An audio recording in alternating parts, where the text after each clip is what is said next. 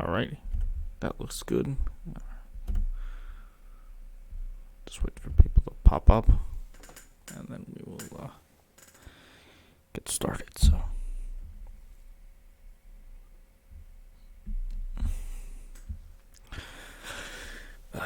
easy day yesterday. Today will be serious. Got a lot to cover. Lots and lots to cover.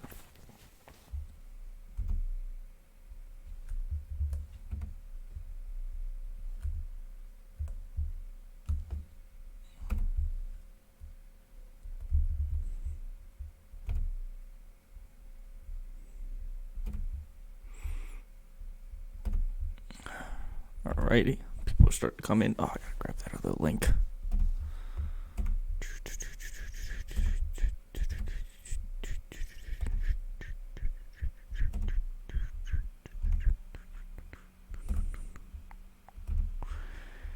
This is the Discord link. Got a little Discord. Talk about different topics. That's how I have people on. Discuss different topics for there. It's still small, still growing, but that's just how this is going for me so far. We just started. We're getting after it, and then oh, hold on, I have to get the chat too.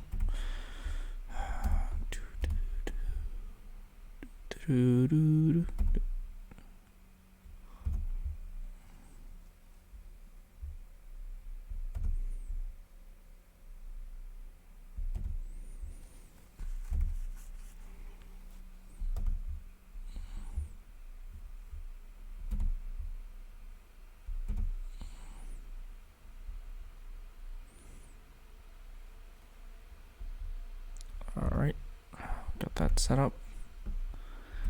Got a couple people coming in. If you're new, welcome. If you're not new, welcome back. If you are new, my name is David. This is Fresh Faces New Ideas. You can follow me here. You can follow me on YouTube at Fresh Faces New Ideas, and you can follow me on Twitter at Faces Ideas. Now hold on, I heard something that should not have popped up. Wait, did. Oh, yeah, never mind. Still not the right thing. That was not correct. Should not have said that. Yeah. So I'll have the panel up for the other panel that I was on for the Mr. Geek Open panel. I'll have that up. I'm not putting up the whole thing that I was on because I was on it for like 4 hours maybe, and most of it I didn't really say anything because they were topics that I wasn't really keen on discussing or had strong opinions on that mattered. So we'll find the last two topics, which would have been the what if Trump runs again? How does that impact that? Although that wasn't really a great conversation, but that was partly because of who showed up. And then we have a little bit of a decent conversation. I have to see, because I know at one point my stream crashed, so I have to see how much of the second part of the what has BLM accomplished been put up. Yesterday we just had a nice little easy chat. It was just a conversation with one of my listeners. We talked about police stuff, and then we talked about basketball. Yes, that's one of the other things. If you're new to the channel, I generally do politics. And when it comes to politics, I can talk about most topics when it comes to politics, but then I can also cover a lot of other conversations. If you want to talk basketball, I'm not really big in football, but I can do basketball pretty good. I can do a whole bunch of different other things. So for today we're going to talk about some of the things I wanted to discuss yesterday, but then end up having the conversations that took up the whole day. So it was, hold on one second. It was, we had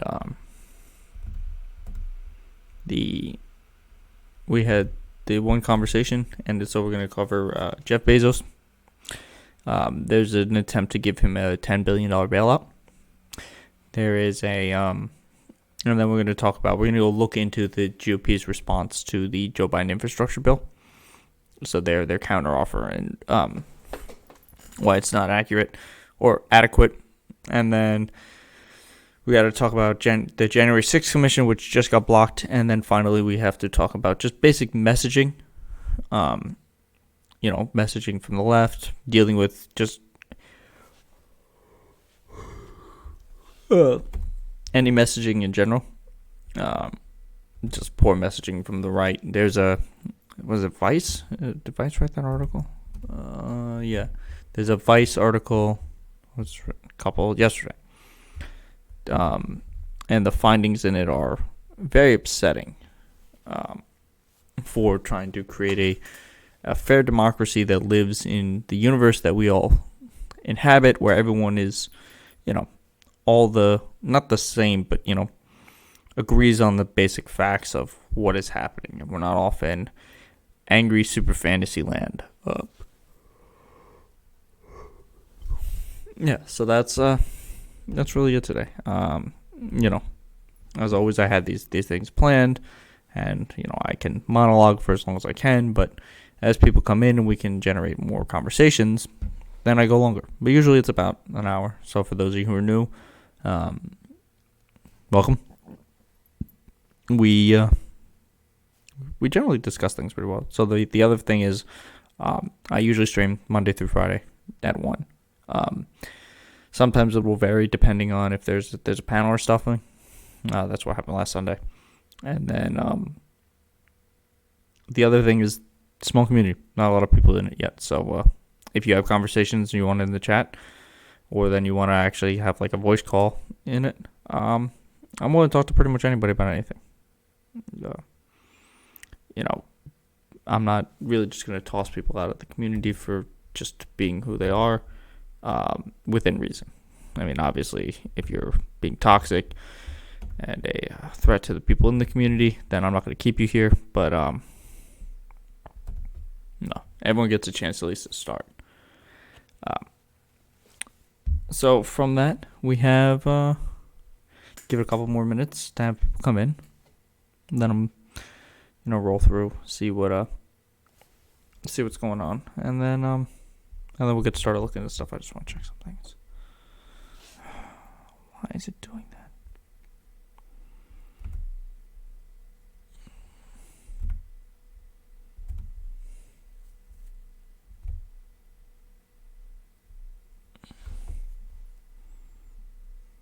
This is not a stream link. No, it is not. That was not the right link. So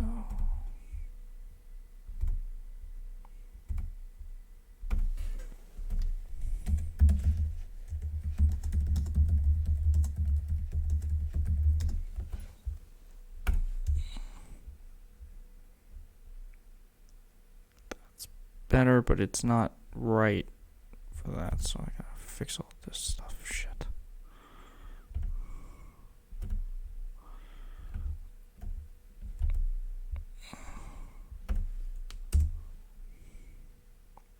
Alright, that's better. Let's see if that fixed.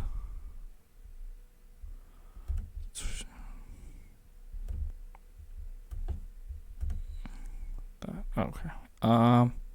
Yeah, so welcome all. We got some decent stuff planned. Hopefully you enjoy it. As always, if you want to follow more of what I say, you can follow me on YouTube at Fresh Faces New Ideas. You can follow me at Faces Ideas. You can follow me here, or you can head to the Discord, and then we can have conversations there. But like I've said, I don't want to talk to anyone. For anyone who just popped in, the conversations today will be the Jeff Bezos bailout. It would be we're going to go over the GOP's counteroffer for the infrastructure bill.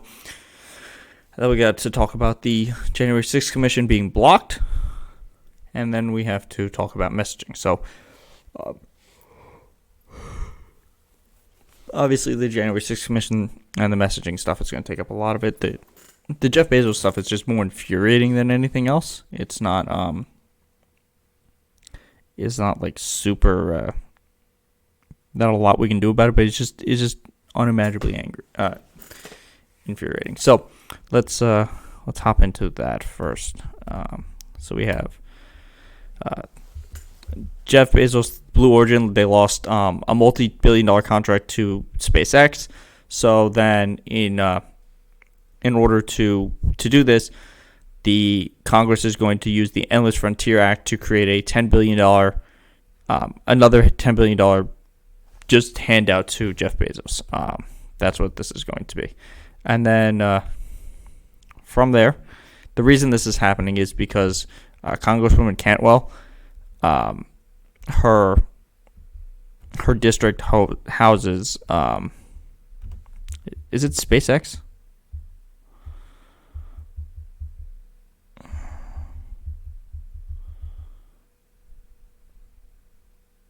Okay, so she says, obviously, I think there needs to be redundancy. It needs to be clear the process can't be redundant later. Why? It has to be redundant now. The reason she's pushing for this, and look, is because it's in her district. And look, this is part of the just overall problem with the way our politics work, is that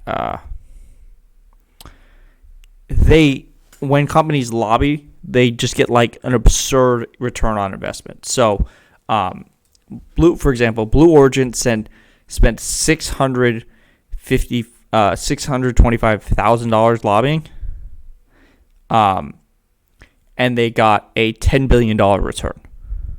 So that's pretty good return on investment, and that's generally what happens with a lot of these these companies, or when people lobby.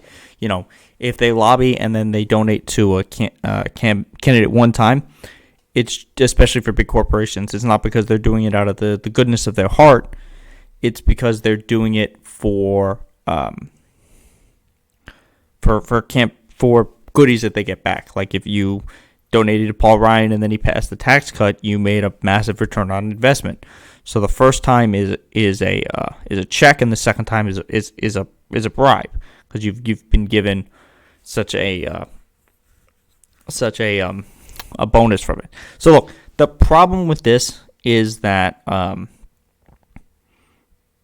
they're just making this $10 billion out of thin air for this. They're just creating this extra grant, and the problem is that's basically what they just spent to buy MGM. Like, this is the wealthiest man in America. In the world. He could spend the $10 billion himself, but he wants the government to cover it for him. Now, I think it would be better if NASA paid people so we wouldn't have the space program dependent on which of the two philanthropic billionaires who want to go to Mars decides to figure out how to do this by overpaying the people that work for them. But this is just absurd. Yeah,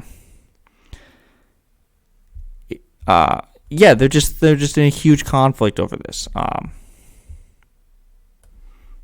This is just stupid. So now we're going to go to the infrastructure. Look, the whole point of that segment is very simply that there's too much money in politics for these companies to just throw around $600,000 and to receive $10 billion of return is just it's absurd.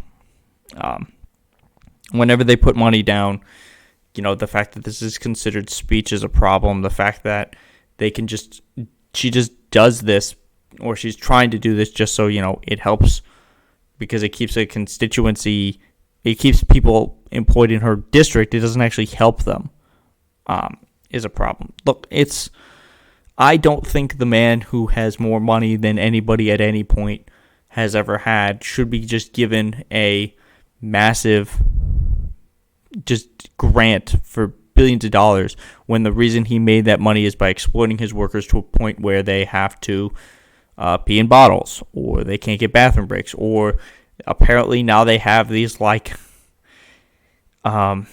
is it called?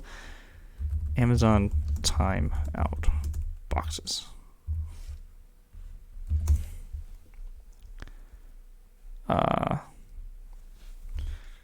Hold on.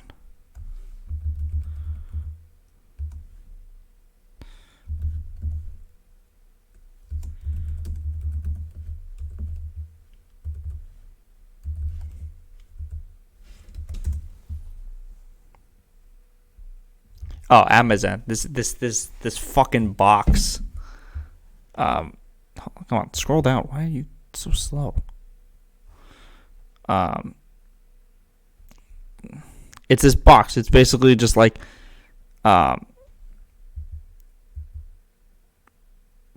it's just this like extra box just to relax people. It's so stupid. Just give them time to relax. Don't force them to work so much that they can't use the bathroom. Don't force them to work so much that they have to shit in bottles. Like, the reason he made this money is through exploitation. So just giving him this grant is a problem. Now,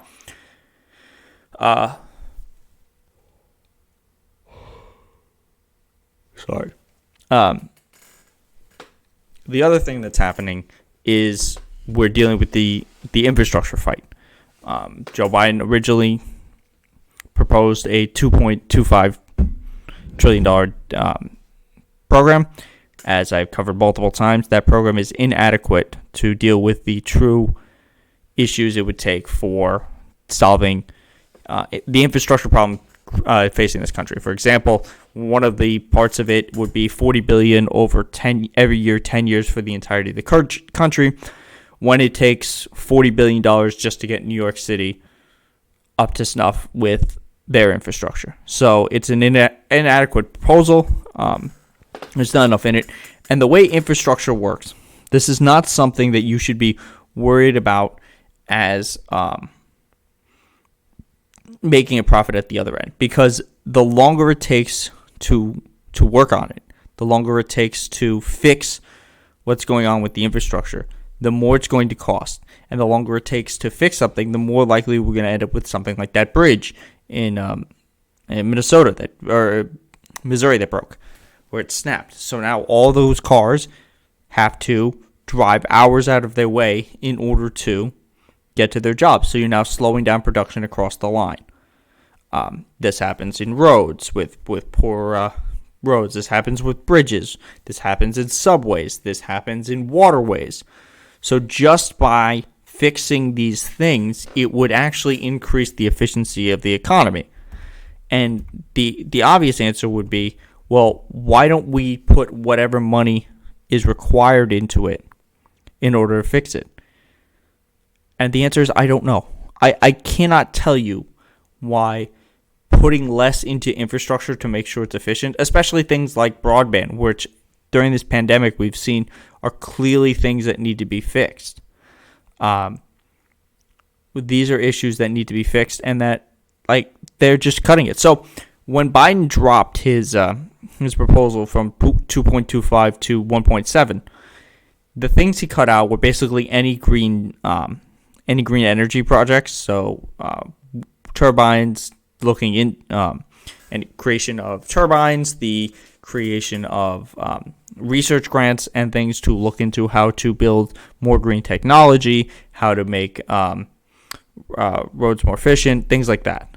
Things that you would ideally, if you were looking to create a competitive advantage for the future and wanted to have that advantage for green technology, which appears to be the future, and you wanted to get the boon of being the first country to have access to cheaper materials and be the ones that are the leaders in the industry, wouldn't you want to be investing in that? I mean, that's like a no-brainer. And obviously, the response from the Republicans is, oh, it's all Green New Deals, and they want to limit your hamburgers and obliterate and get rid of all your electric and get rid of your cars. Well, two things with that.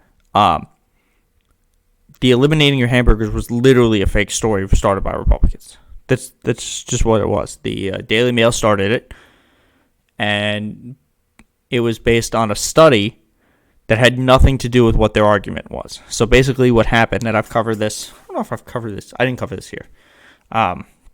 It's called, the video is on YouTube. It's called Joe Biden is Coming for Your Meat. And in this video, I go over the Daily Mail story. So what it basically was is they found this Michigan study from 2019. And in it looked at the carbon footprint of an individual based on what food you ate. And from there, it extrapolated what would be necessary to change our diets to lessen our individual carbon footprint. And that study was then taken and misconstrued to Joe Biden only wants you to eat one burger a month. And this was run on Fox News. As for the, anyone saying, oh, we got to get rid of, they're trying to get rid of your cars. This was part of Laura Ingram's climate lockdown issue. It's like, oh, they're coming for your cars. They want everyone to drive electric. Yeah, you should. But also, I don't know if she's aware of this. The car companies are doing this. They realize it's more efficient for them to figure out how to create models that run on electricity because that's what people want. And even when they did it with the F-150, when they shifted it to an aluminum build instead of what it was built before, all the fears that it wouldn't sell well were just not true. So now that they have an electric F-150, that'll be coming out soon. It'll be another interesting thing to watch because the whole thing is the industries are shifting. They understand that certain things need to change, and so that they know where the marketing is. The people are looking for more green type of products. So if you can build a more efficient vehicle using green technology, then you're more likely to have people buy it, regardless of what it is. So there's that. The other thing with the cars and stuff, it's what's going to happen. So this idea that nothing can ever change to deal with climate change or any type of infrastructure that has to do with Green New Deal is bad, and we have to obviously get rid of it, is a problem. So look, it was cool that he proposed this, and a lot of the things you can say are it's nice that he's proposed these things, but unless he actually fights for them and tries to pass any of them, then it doesn't matter. You can use all the flowery language you want. You could say all the right things. You could say, I want to, like he did in his State of the Union, where he said, I'm fighting for $15 minimum wage. And then he killed it. This was after they killed it. People say, oh, no, there was the other senators who voted it down. Not if Chris Coons was involved. If Chris Coons is involved in some type of negative vote, Chris Coons is basically Joe Biden's mouthpiece. So having Chris Coons involved, that showed that Joe Biden didn't really want to fight for it because they could have gotten it. So there's things that they're fighting for. The other issue is the Republican response has basically been, we only want to put in to what is considered traditional infrastructure. We don't want to put anything into human infrastructure. And this is, I think it's her quote in here, Shelley Moore Capito, who's the lead negotiator for this, is that we don't want anything to do with human infrastructure. Now, keep in mind, while human infrastructure is my understanding of a term that they made up to talk about other things, to talk about some of their projects in this deal, it's tied into infrastructure, having the ability for parents to have access to healthcare, having them have access to better schooling means that they can go back into the workforce. For every dollar you put in to school, to education, for like public education, you end up getting $7 out. The earlier you put in child health care or a child care, you get $7 out of it. So it's a 7-to-1 ratio. So any money you put in, you make it out more on the back end. So it doesn't make sense to not do that. So the biggest problem with the Joe Biden response is, first, he basically cut his own bill for no reason before they even responded. And then second was the things he cut. He also cut what would be considered public infrastructure. He cut bridges, he cut broadband, he cut roads, things like that. So this argument is, we got to focus on roads and bridges. But even at the highest level of funding that he was offering, it didn't produce enough to make those things to make those things worth it. So we have it there. We have that there. But anyway, let's look into this bill. So this framing already is wrong. It is not $928 billion in spending. What it is around $200 billion in spending, and it's about $700 billion of repurposed aid from unspent COVID money. Now, a lot of the COVID money is something called earmarked. So what that means is certain areas like schools are told that, okay, over the next 4 or 5 years or however long they earmarked it for, you will get X amount of money every year. So they can know to budget for the future, knowing that the federal government is going to be able to provide X amount of funding over that time. Now, the Republicans want to take that funding. They want to take it from small businesses. They want to take it from schools. And they want to take it from healthcare. And they want to put it into their infrastructure. So that's where most of their infrastructure comes from. Most of the money for their infrastructure comes from. Now, the other thing they want to do is, how do they raise the other $200 billion? Well, the answer is very simple. It's a question of who gets taxed. Now, on one hand, you have the Biden administration offering to tax everyone over $400,000, whether it is a corporation or a person. And they would do this by raising the corporate tax rate. Now, remember, the corporate tax rate used to be nominally 35%. I say nominally because there was massive loopholes. So the actual corporate tax rate was something around 21%. Now, the Trump tax cut slashed that to 21%.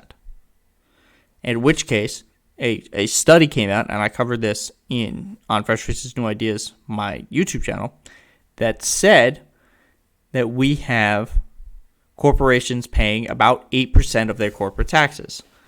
The head of the IRS came out and said that if we don't focus on covering people who aren't paying their fair share and cheating on their taxes, the wealthy, that could lose the government up to $1 trillion a year for the next decade. Which is why it makes sense to put the $80 billion into the IRS if you're going to get $800+ billion a year. That's a 10-to-1 return. Pretty much, I can't imagine if your options are you lose out on this money or you get a 10-to-1 return. Who says, you know what? I don't want to do this. That's too much money. How are we going to deal with this? We can't have this. We can't have a 10-to-1 return on our investment. Who turns down a 10-to-1 return on your investment? People who aren't looking out for your interest. Because the way the Republicans are going to fund this bill is through road taxes and user fees, which means that instead of the bill targeting the wealthy in order to pay for it, the Republicans are going to target everybody else. Because their red line in the sand is you cannot touch the Joe Biden tax cuts. Or the Donald Trump tax cuts. Even though Joe Biden says he's not even going to raise it back to 35%. He's going to raise it to at least 25%. Meaning that the giant corporations and everybody else and all the other people who benefited from the change in the tax code would end up getting a 10% tax cut. This is not a Republican proposal. This is the Democrat proposal. Would give them a massive tax cut. Similar to what happened with the tax cut under Bush, where they made 98% of it permanent. It's also worth remembering that when they talk about the Trump tax cuts, what they don't talk about is the tax hikes. Every 2 years, from 2017 to 2027, there is going to be a tax hike on the middle and lower class from this bill. However, if you are in the wealthy percentiles, there will be no tax hike. Your tax cut will be made permanent. So, Should the Democrats ultimately buckle and pass this version of the bill, the counter response to this will obviously be, look at all this wasted spending. It's excess spending, and all they did was, even though Joe Biden promised he would not raise your taxes, he actually taxed you for a liberal wish list, vote Republican. And that's it's bad marketing on both parts. This is very, very, very simple messaging from the Joe Biden administration. The problem will ultimately always, as it always does appear to be,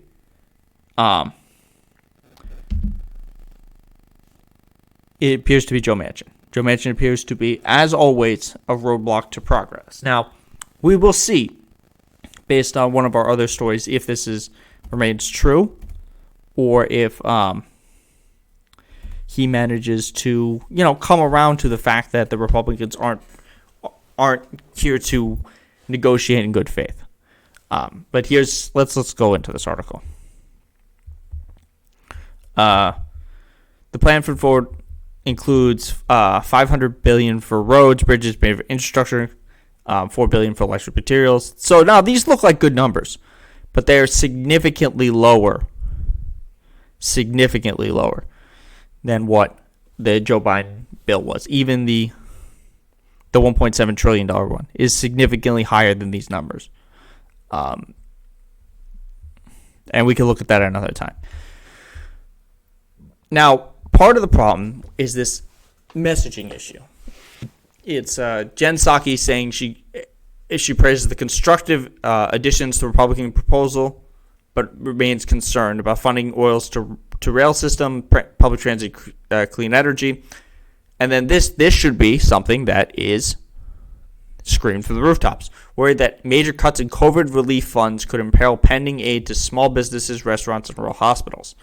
Now, the thing that needs to be repeated over and over again, and it can't be constructive criticisms, because this is not a constructive response from the Republicans, is Republicans say that they want to have a bill that focuses on what they consider real infrastructure, whether it's road, bridges, broadband, whatever. But they don't want to fund it. And they don't say that because they're coming in lower than what President Biden is arguing for. So if they really wanted to fund those things, what they would do is repurpose the things that they don't like, which would be the green energy deals and the human infrastructure. And they would put that funding into what they consider basic infrastructure. So, in which case, they would come out ahead, which would be the smart plan if that was really what you wanted. If you were arguing in good faith, you would do something like that.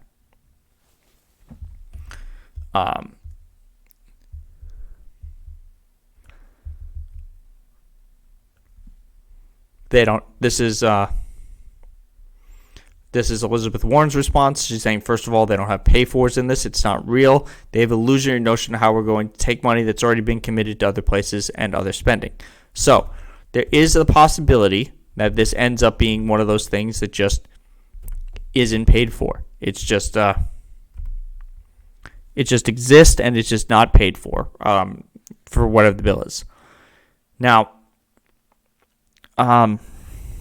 look, this is very easy messaging about how to win this argument, and I'll get into that in a minute. Now, there's two things to talk about. We got this Vice article, and we have the breaking news that happened today. So, for those of you who are unaware, on January 6th, a group of Trump supporters attacked the Capitol in the effort to overturn the fair and free transfer of power in the election by the certification of our election under the false notion that Mike Pence had the ability to stop that. This group caused the ultimate death of 5 people. One of them was a rioter, a couple of them had heart attacks, and it caused the injury to 140 Capitol police officers. In response to the largest attack on our democracy since the Civil War, Republicans and Democrats in the House and the Senate set out to create what is considered a 9/11 style commission. Now, the original proposal had 11 members, 7 of which were Democrats, 4 of which were Republicans. Ultimately, the Republicans balked at that. They sent a list of demands. Kevin McCarthy sent a list of demands, and he sent John Katko to negotiate for these demands. And in response, the Democrats gave him every single demand he wanted. The final bill that Kevin McCarthy was against in the House said that it would be a 10-person commission, 5 Republicans, 5 Democrats. The chair would be picked by the majority leader and in both the House and the Senate, and the co-chair would be picked by the minority leader in the House and the Senate. None of the people on this committee were allowed to be current active members of Congress or the Senate. They also, the ability for this particular commission to give subpoenas required one of two things. It required a majority, so you would need 6 of the 10 members to agree on something, or it required both the chair and the co-chair to decide.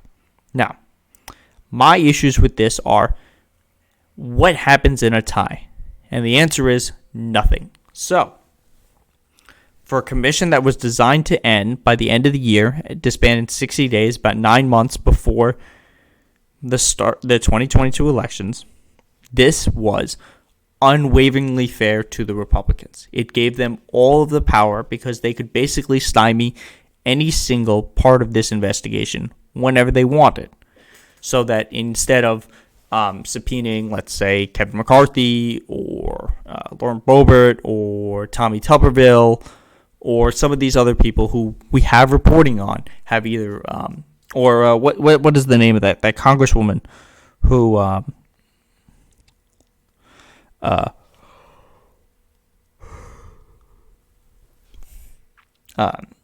who saw McCarthy talking to Trump, or the one during the impeachment, whose statement was put into the record. Her, they can stop that. So, in response to this agreed on bipartisan, once again, bipartisan commission being put forward, Kevin McCarthy said, "No, I don't want it. It's not fair. It's not going to happen. I don't appreciate it." What ultimately happened then was it passed the House. It passed the House with 35 Republicans signing with the Democrats in order to vote with it. Now, Mitch McConnell, we know this over the last 24 hours, or I think it's 48 hours at this point, because this vote was supposed to happen yesterday. We know that Mitch McConnell would called up some of the members that he thought would vote for this and asked them to do him a personal favor in order to stop this commission from going forward. Now, that is just wild. That he said you need to do a personal favor to stop looking into an attack on us. Now, if I worked in an office where the office was overrun and the people attacking the office were threatening to kill me, and I had the ability to decide whether or not there was an investigation into what happened to make sure that it didn't happen again and to get some answers, and the people I worked in that office with said, "Do me a personal favor and say no to this," doesn't that make you a little suspicious about your coworkers? Doesn't that make you wonder, well, why don't you want to know who killed you? Does my life not matter? Does your life not matter? Why would you vote against this? And the answer is, it's because it's political.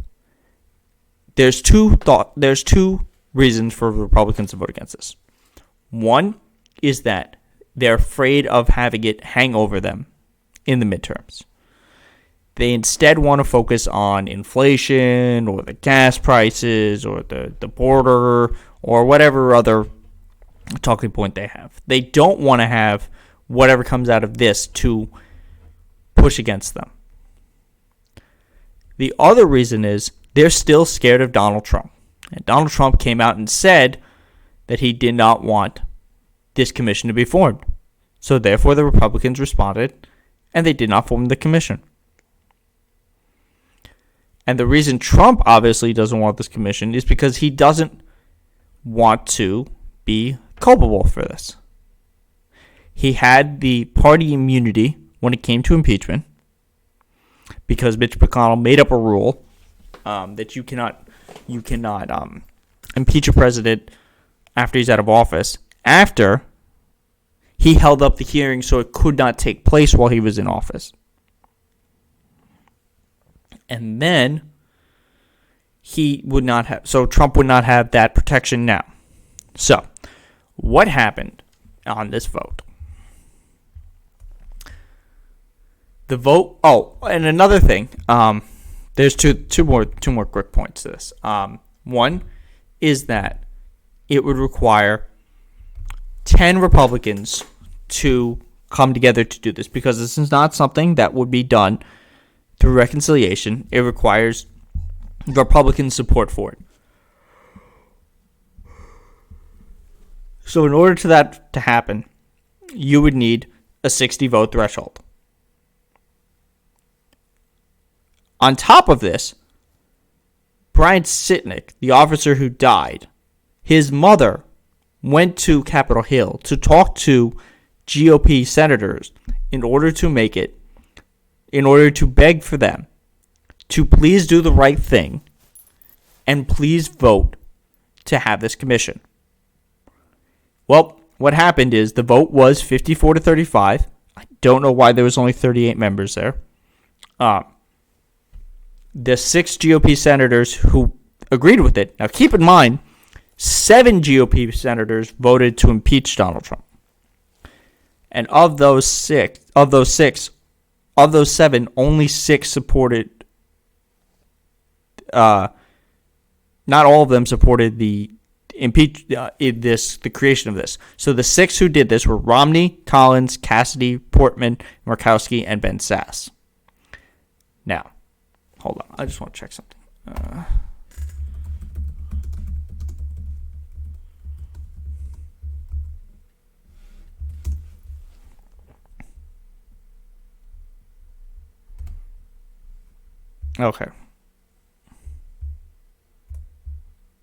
Okay, so Richard Burr, I think, is the one who didn't vote for it.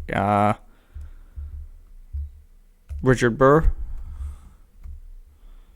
Yeah, I think he's the one who didn't. So Burr was a no. That's Cassidy. Cassidy was a yes. Collins was a yes. Murkowski was a yes. Romney was a yes. Sass was a yes. Pat Toomey voted no as well. Okay. So who did they pick up? Rob Portman. Okay. So 5 of the 7 who agreed that Donald Trump should be held responsible for the January 6th attack couldn't agree to create an investigation to look into this. Now, what is going to happen to this now is that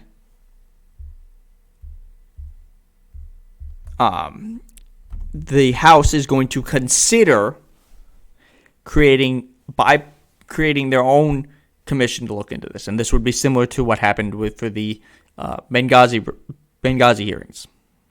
Now, the response to this is obviously going to be Republicans saying, "Oh, this is clearly a partisan witch hunt. You can't listen to anything that they say from this. They're just mad at Donald Trump and they're going after Trump supporters." And the response to that is very, very simple. The response is the Republican senators had the option to do a bipartisan agreement that they agreed to where all of their demands were met, and they chose not to. So now, in the sake of figuring out what actually happened, we're going to have to go at this alone. Because the Republican Party has shown that they don't actually care. They're either too corrupt or too scared of Donald Trump or some other pathetic reason for them to have not voted for this. So when it comes down to making sure that we know what happened at this Capitol riot, to make sure it doesn't happen again, and to protect the people who work here, whether they are officers, whether they hold on.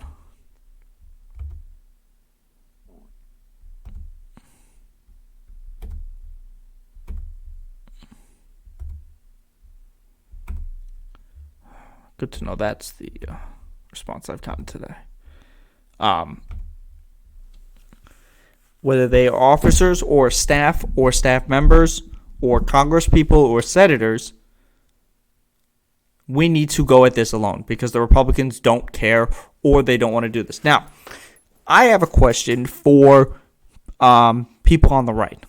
If you, as you've been told by, Ron Johnson, by Marjorie Taylor Greene, by other people on the right, that this was either basically a peaceful tourist event where nothing really happened and it wasn't that big a deal, or that it was actually leftists pushing back and they were the ones who were doing it to discredit Donald Trump, wouldn't you also want that investigation?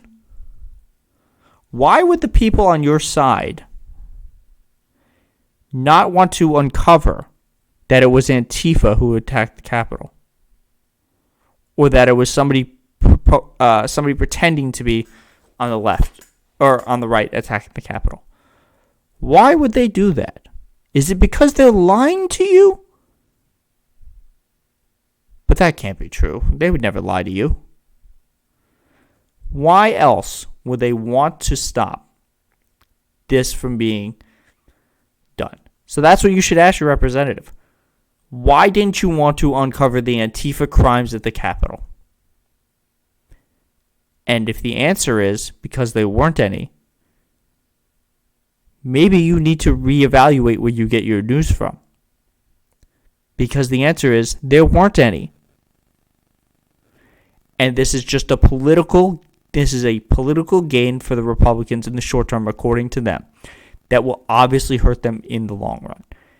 The American people are well aware that something happened on January 6th. And they are well aware now that the Republican Party was the one that decided it is not worth investigating. Benghazi was worth however much money was spent, however many hours that Hillary Clinton testified, and they found nothing. And the Republicans claimed during it that that was a political witch hunt. But an actual attack on our Capitol, in which the lives of the people who are currently voting for this was threatened, that's not worth looking into.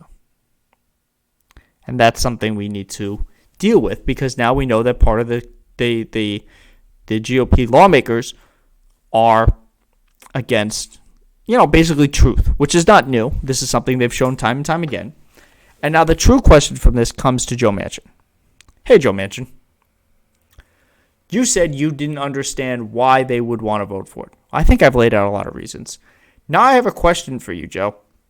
If you couldn't get 10 Republicans to vote to look into what happened on January 6th, what the fuck makes you think you're going to get 10 Republicans for health care, for 10 Republicans for the Voting Rights Act, for the John Lewis Act, for the Justice for All Act, for the Equality Act, for the George Floyd Policing Act? What makes you think that there is any chance in hell you're going to get any Republican support?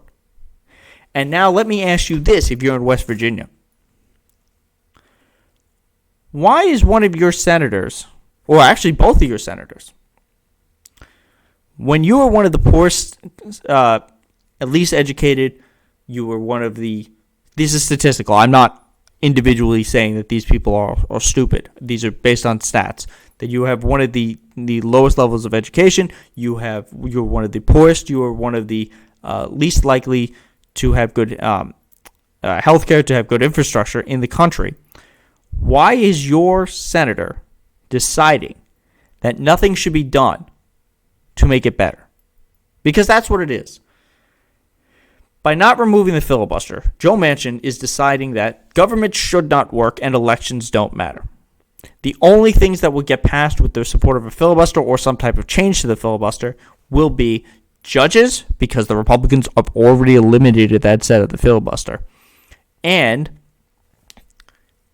infrastructure and finances, whatever can ultimately gets decided by finances, by the parliamentarian to get through the I forgot the name of the reconciliation. So whatever came through reconciliation, whatever comes through the ability for that to happen. Now, I think at this point it's put up or shut up time. I think that the Biden administration and Joe Biden needs to sit down with Joe Manchin and ask him, what's the line, Joe? Because let's be clear, the filibuster is not effective for democracy. It is not the right way for democracy to run. It is not how democracy is supposed to run. It is not even how this country's democracy was supposed to run. There's nothing in the Constitution that says the filibuster should be there.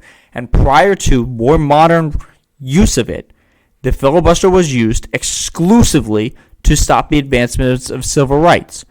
So, Joe Manchin, you tell us now, what point is too much for you? When do you want to actually have your elections have consequences? When do you want the ability to get things passed to override your sense that the people who repeatedly punch you in the face and stab you in the back are going to negotiate with good faith? Because at no point has it happened. And this is the messaging that we need to talk about. But first, there is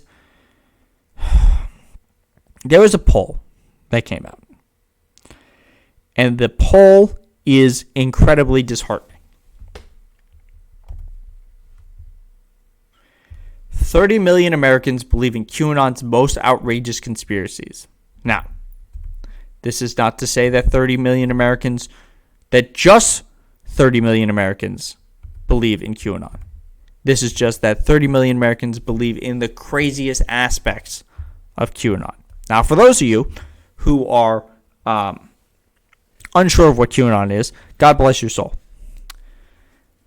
QAnon is a theory among a whole bunch of other conspiracy theories. But the main conspiracy theory is that the Democratic Party is being run by a cult of satanic worshiping pedophiles.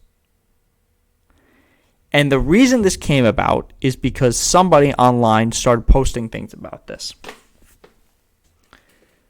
And that's what they were posting about this, that Donald Trump was actually secretly fighting this, and they said they had a Q clearance. And this just grew out of this. This is how we got people like Marjorie Taylor Greene and Lauren Boebert. They're both Q. Marjorie Taylor Greene is a Q believer. I think Lauren Boebert is at least believed in Q, but she might be more Q adjacent. Michael Flynn is a Q believer. The funny thing about Q is none of his things ever came to light. Also, there's the fact that Q stopped posting a while ago.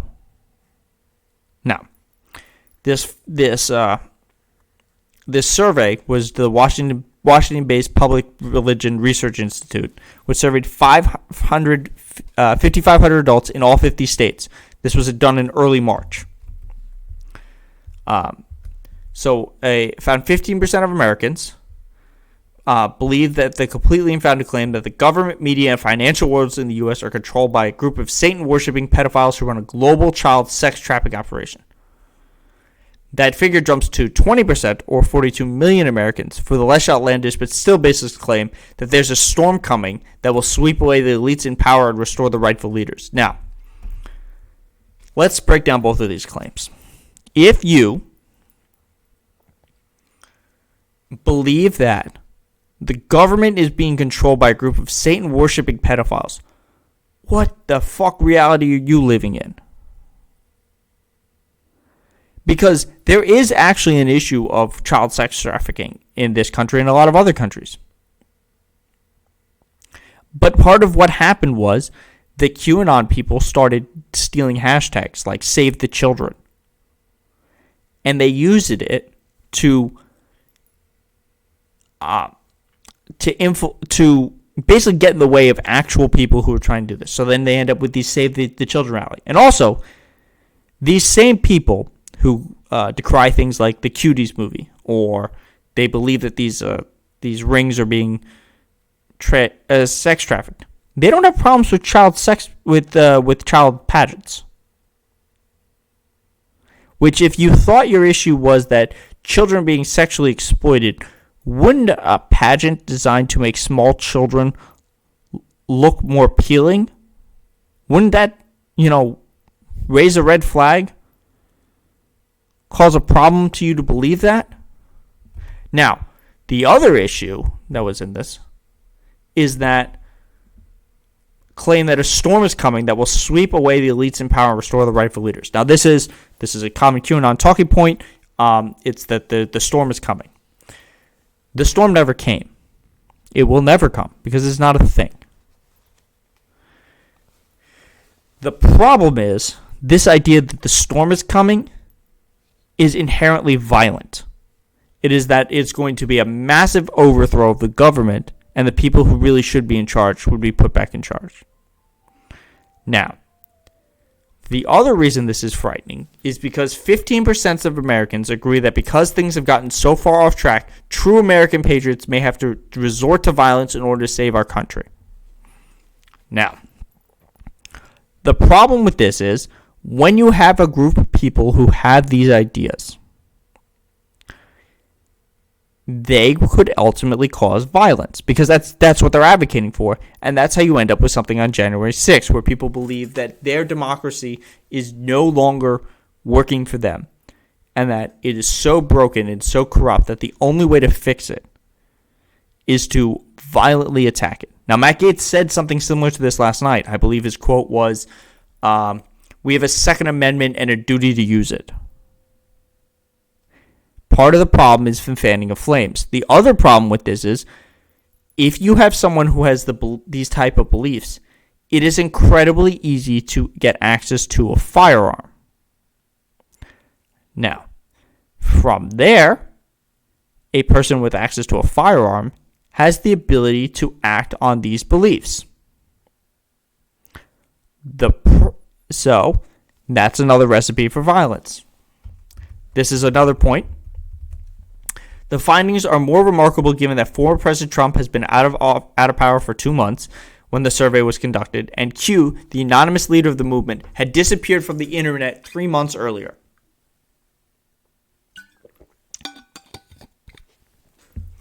Also, the other problem with QAnon is it's a malleable conspiracy theory. So part of the growth of QAnon came during COVID because people had time to be on the internet. And because things were very scary, they had the ability to look into this. And because it is possible, it is actually likely, if you are on Facebook, where a lot of this radicalization takes place, you are 65% more likely to get radicalized by Facebook's own algorithm. So, if you were during the pandemic and you looked into, maybe what started COVID, and you clicked on the wrong link, bam, couple links later, now you're down the QAnon hole. So, the problem with this is that this is a group of people who do not share the same reality that the rest of us do. The other problem with this is there is noticeable differences to where you get your news coinciding with you believing these things. People who trusted right-wing news sources such as One American News, or OAN, and Newsmax are more inclined to believe in core QAnon conspiracies, with 40% of them agreeing with this statement about Satan-worshipping pedophiles running global child sex trafficking rings. Now, this chart shows the 3 different polls. The blue is the government, media, financial. This is that statement about the child sex traffickers. This puke green is the storm is coming, and the orange is that we've gotten so off track we have to resort to violence. So that's how it's broken down. Now, This is the aggregated results. About 15% of Americans both believe that there's a pedophile sex ring and that things are too far off track, but then 20% believe the storm is coming. Now, if you listen to a far-right source, those numbers basically double. 40% of people who watch a far-right source, which would be OAN or Newsmax. And now this is a fun little tidbit. If you are one of the people who believe in OAN, you're more likely to believe in the conspiracy theory that the Arizona audit is being done in a fair, normal, possible way in which will actually uncover fraud. Because the reason you believe that is OAN is the only people who are allowed to have a live feed to what is currently going on there. And it is also worth mentioning that the Secretary of State of Arizona just got stripped of her power to oversee the audit. Now, the other thing is 48% of the people who watch far-right sources are more likely to believe that the storm is coming, while 42% believe that we need to resort to violence. Now, if you're on Fox News, those numbers are a little lower. It's about half for the QAnon. It's about 12 points lower for that the storm is coming, and it's about half for violence.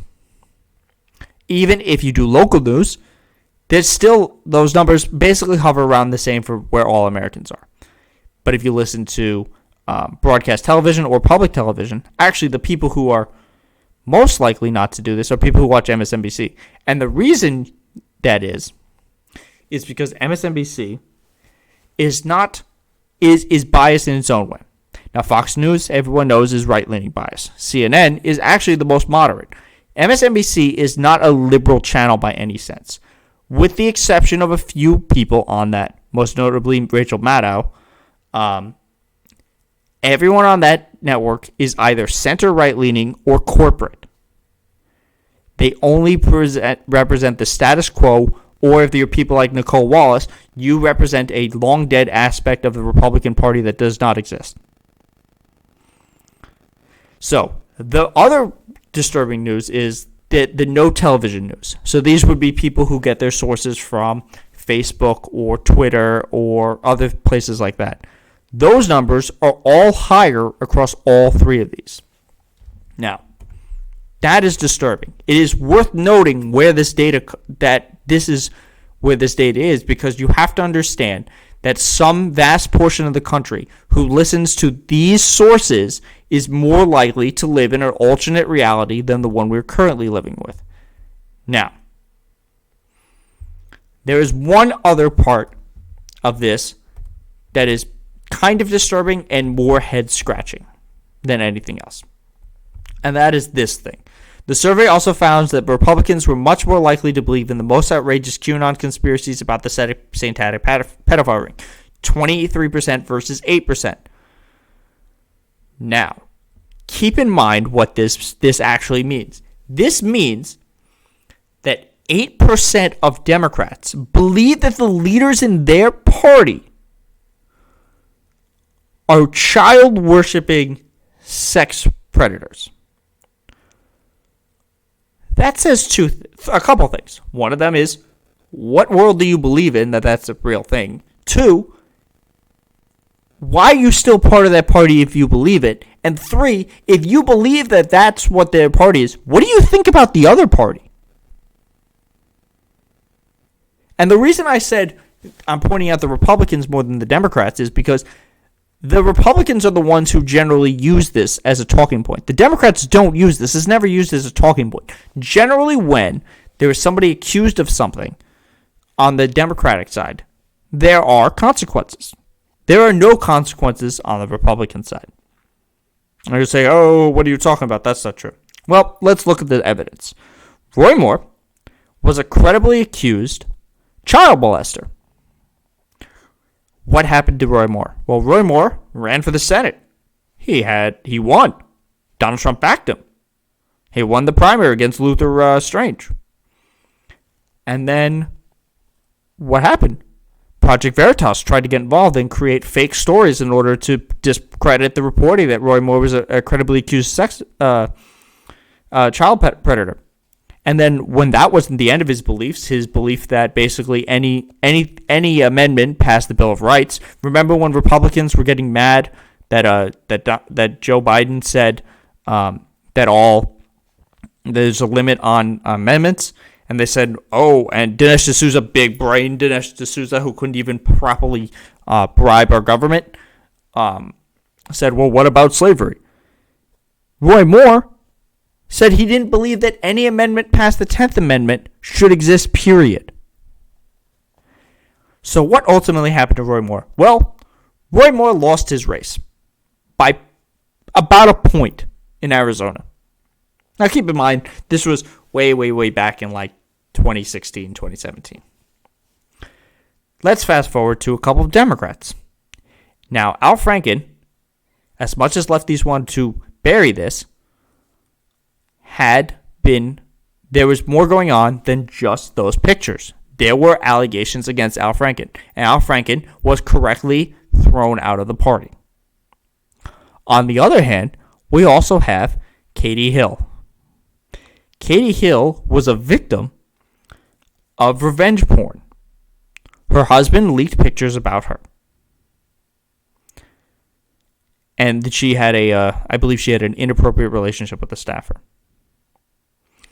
In response to that, they forced Katie Hill to resign. On the Republican side, Matt Gaetz is currently under investigation for having sex with a minor and then traveling across state lines with said minor, which is illegal.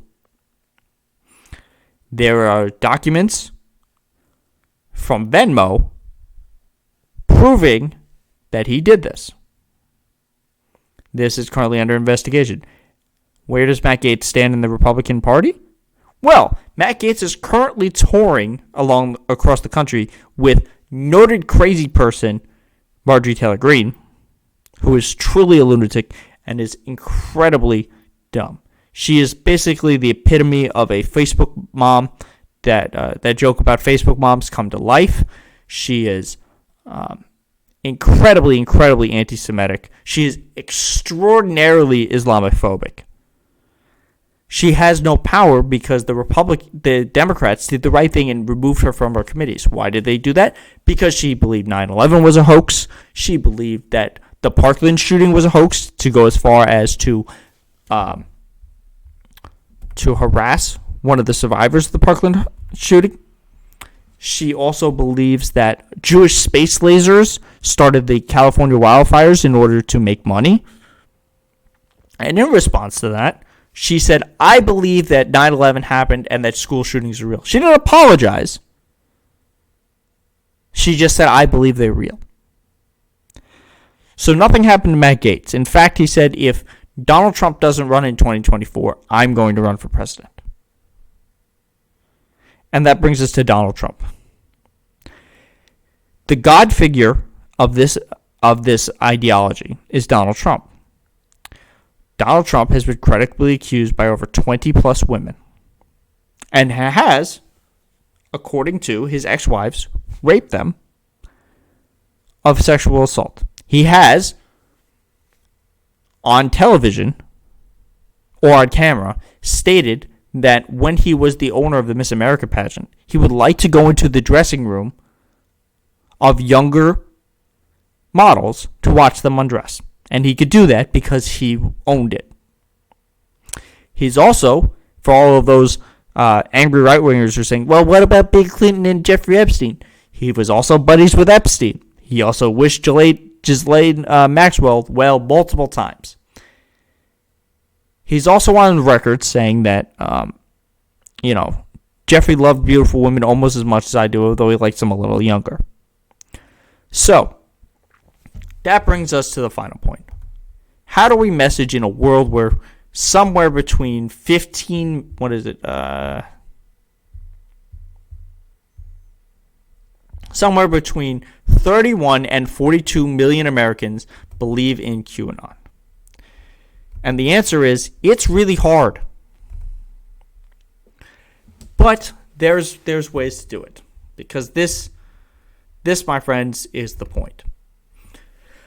We have to figure out how to market to all these people, how to message, to spread not only the truth, but the actual ability to push the country in the right direction. And what I believe is the right direction is an expansion of democracy.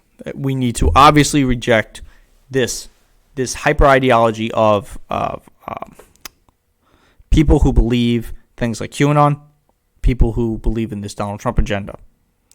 Now, how do we do this? Well, we have to work on our messaging. Now, there's some very simple messaging to a lot of these things. And I'm going to say this is not going to be done by everybody, and you're not going to be able to convince everybody. Now, on the actual policy front, this is very, very simple. I believe I've done this multiple times already in this segment. When you're talking about the infrastructure bill versus the Republican versus the Joe Biden one, the Joe Biden agenda is pushing for a vast influx into fixing our infrastructure, whether it is an expansion of broadband, whether it is investing in green technology to make our homes better, more greener, to make them more resistant to the effects of climate change, whether it is pushing into the research into green energy, whether it's any of that. And he wants to pay for it by pushing taxes on the wealthy and the big corporations. Now, obviously, you could say he could pay for more had he actually raised the tax cuts higher, had he raised his taxes higher than the 25% instead of giving them a massive 10% tax cut, and has he actually make sure he closes the loopholes when he does that. On the other hand, if he's going to couple this with an expansion of the IRS's ability to go after these people, that's kind of acceptable. But I think all three have to happen. You should push for a higher corporate tax rate. You should push for a closing of all the loopholes. And you should push for, most importantly, an expansion of the IRS so it can go after the people who are hiding the money. Because it is projected that between now the next decade, the people who are not paying their fair share of taxes will cost the federal government almost $1 trillion, somewhere between $800 billion and $1 trillion a year in wealth. So, if you ended up getting $8 trillion back for the rest of the decade, that pays for this program, just on repatriated wealth. Not to mention whatever the tax cuts bring in, which could pay for other programs. That pays for this program 4 times over. So what can you do with the rest of that money? Medicare for all? Cancel your student debt? Any of these other ways to deal with things? On the other hand, their response to the Republicans is so. Republicans claim that they really want to focus on considered regular infrastructure. They don't actually care about the people. They've literally scoffed at the idea of human infrastructure. They've made it very clear that putting money into daycares or workplaces, or for people who are nursing or people who are home care, they want no part of that. Those are deal breakers to them.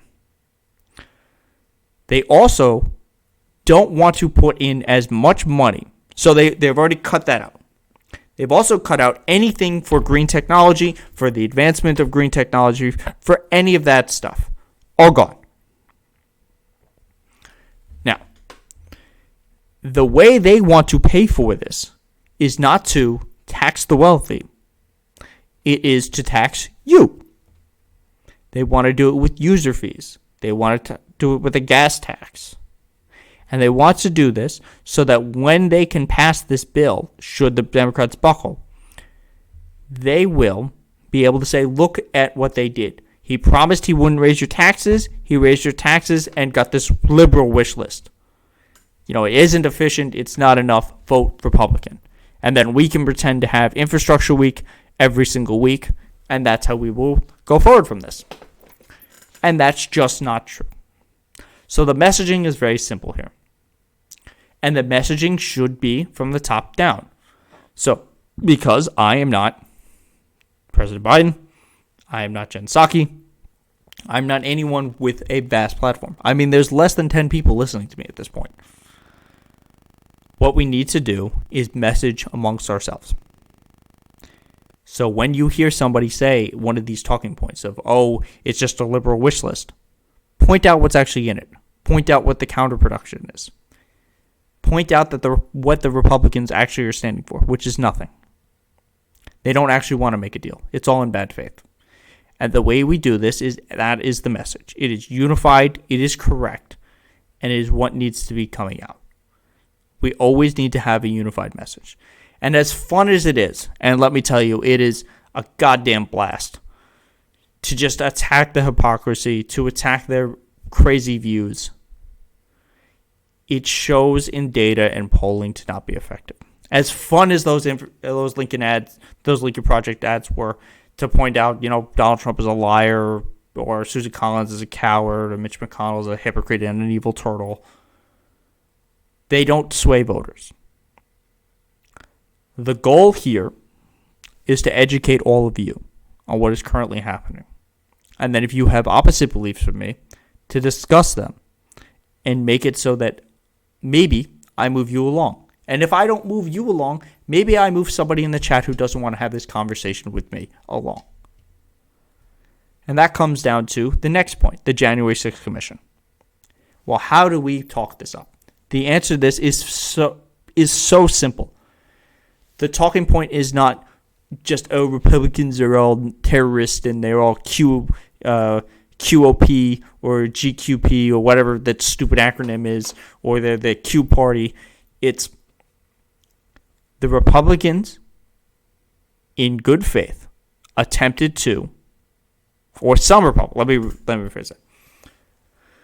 The Democrats, in good faith, attempted to negotiate with Republicans. The Republicans got every single thing they wanted in this bill. And then when it came time to truly decide whether they wanted all of these things in the bill, the things they asked for, a bill that was bipartisan and that was exceptionally fair to them, that gave them just as much power in the committee, that gave them just as much power in subpoenas. They said no. And then when it was pushed across in a bipartisan manner, the leader of the Republicans in the Senate said, do me a personal favor and kill this. And when Republicans who voted to convict Trump said, we're going to be given the star, or we're going to be burdened with this, that we decided this cannot happen in a bipartisan manner. And people will remember this. And then when the mother of the officer who died came and begged them to vote for this commission, they said no. Now, the counter to this is, if you were talking to a Republican who believes that what happened on January 6th was either a walk in the park, a not that big a deal, or was actually done by the left wing, what you say to them is simple. Why do the Republicans not want to prove that then? If it's a walk in a park, won't this make the media and the Democrats look hysterical for all the hyperbolic claims that they made? If it was not violent, well, then why are they lying about all the people who were hurt? Then Ashley Babbitt's really alive, isn't she? Why did she get shot? Now, let's be clear.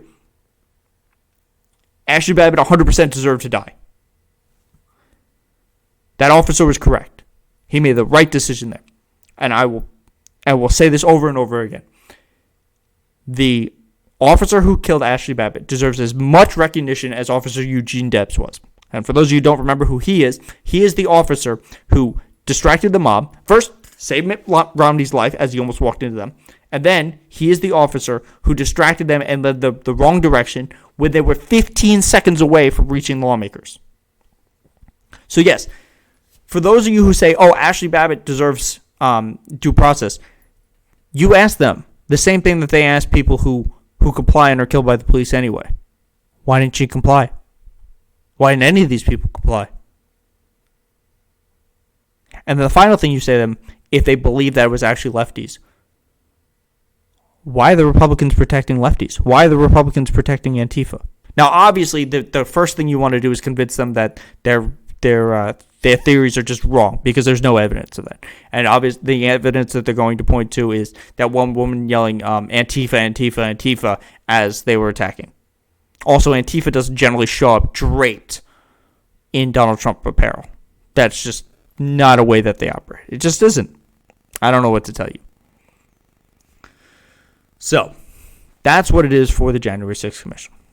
Now, as for the broader way to deal with things like QAnon, what we need is for people, we need to have less stupid arguments and more focus on real things. Now, let's be clear.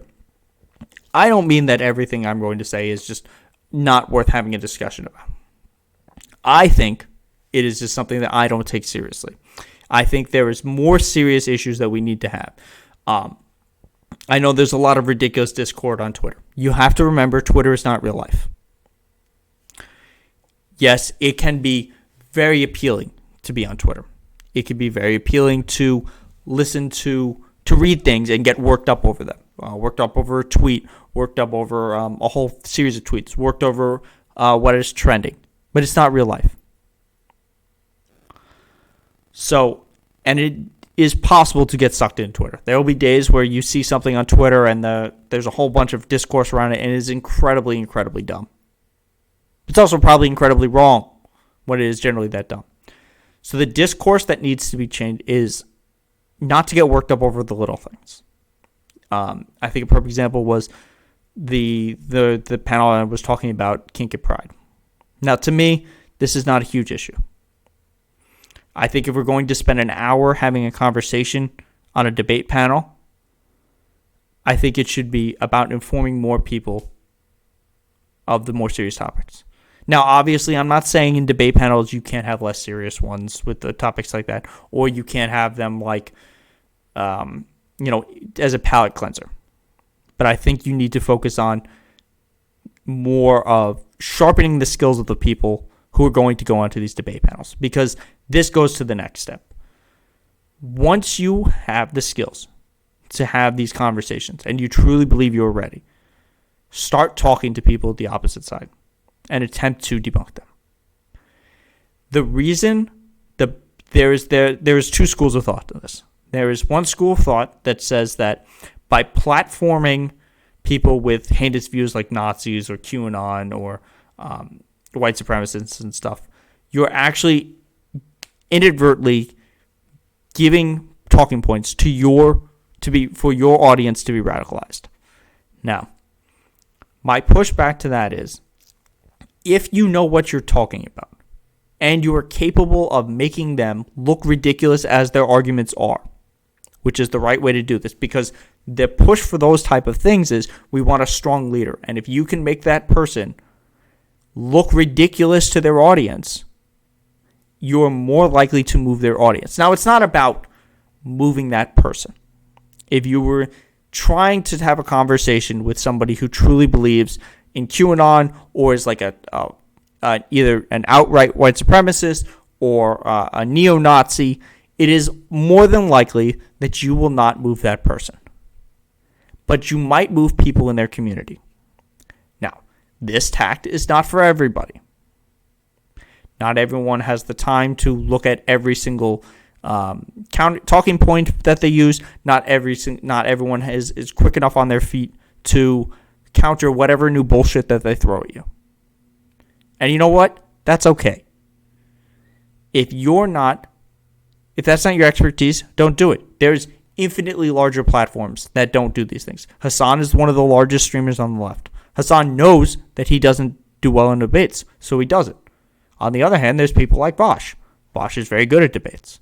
He does a good job of just making the other side look ridiculous. So you have to play to your strengths. So the ultimate way to the discourse is know your talking points.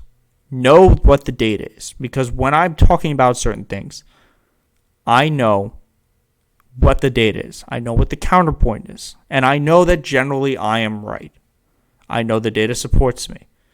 And you're going to hear a lot of crazy things about depending on where you hear certain stuff. this country, according to the data, we are not a center country. We are not a far left country, or the Democratic Party is not a far left socialism. We have been governed as a right-leaning country from both parties for decades. The far left in our country, at least in politics, we're talking about the Bernie Sanders, the AOCs, on a global scale, would be considered center. We have moved so far to the right in this country that people who are considered far left are not far left. They are basically center for the rest of the world. Now, are there people who advocate for further stuff? Yes. But the other thing to point out is polling.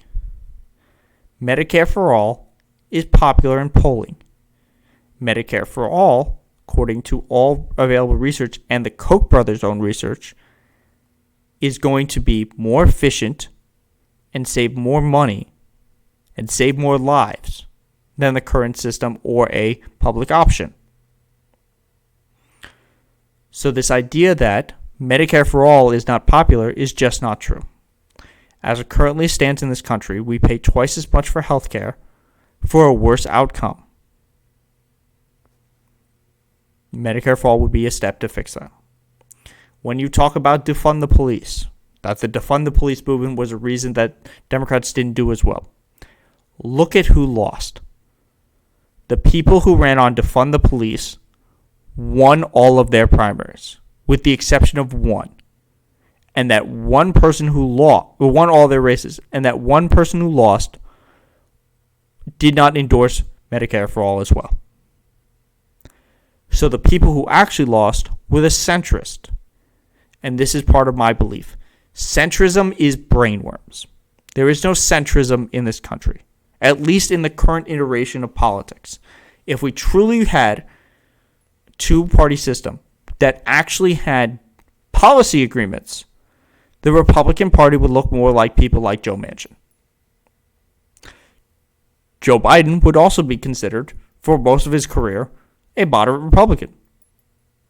He would not be a Democrat by almost any standard. So the goal is to know what the American people want and advocate for those things. And if you don't feel comfortable advocating for them, find a person who does. Somebody like me. If you like what I say, help me grow. If you know somebody who wants to have a conversation with me, bring them on. Or tell me about them and I will talk to them about going on to them. The messaging is simple. We are in the right. We have the facts. What we are dealing with is currently a party that does not believe in facts or reality or data. And when you are dealing with that, it is hard to get through their bubble. So another way to do that is to go to where their sources are. But you have to be efficient. And a perfect example of this, and a bad example of this, there's two. A good example of this is Bernie Sanders did a town hall on Fox News during the Democratic primary, and he was fantastic.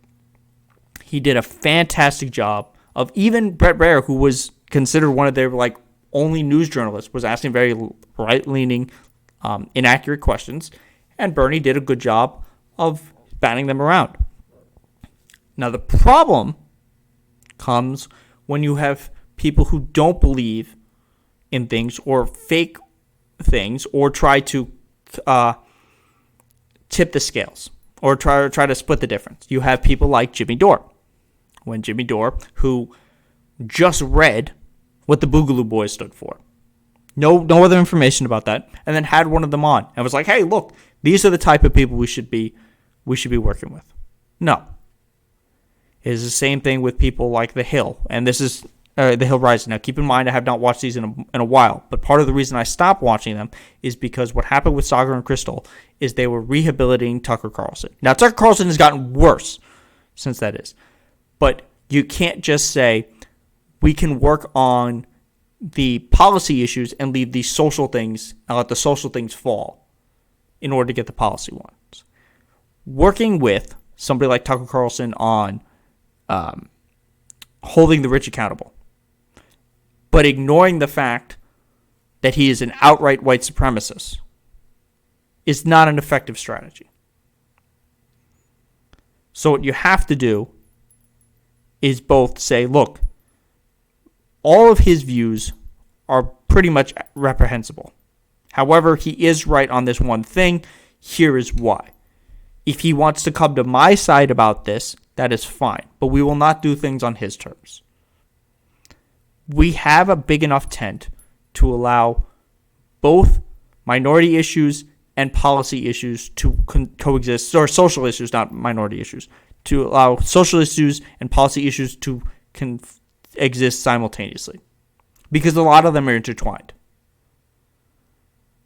So look, I will happily discuss this further if someone actually wants to have a conversation about it. Whether you agree with me, whether you don't. So the ways to do that are follow me here, follow me on Fresh Faces New Ideas on YouTube, follow me on Faces Ideas on Twitter, or that is not the right link. Hold on.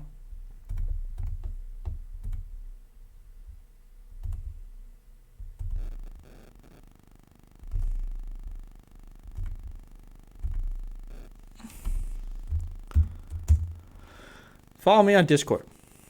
So, with that, you've been pretty quiet today, chat, even though I've had about 4 or 5 of you here the whole time. I have to say, I think I laid out a lot. There's a lot going on here. So to wrap this up, I will post whatever is worth posting from the panel tonight. I will post this tonight on YouTube. I will have any further discussions with people about this topic. It is something that is very important. It's not something that I expected to go into this much. I will be back on Monday at 1 p.m. If there are other topics that people want me to discuss, depending on whatever else is going on in the news, put them on the Discord. Reach out to me on Twitter. I'm willing to discuss pretty much any topic. And I'll discuss with most people. So, recap. Jeff Bezo's bailout, bad. The fact that the GOP talking points for their infrastructure bill is also pretty bad. Even their bill is bad. It's not a good bill.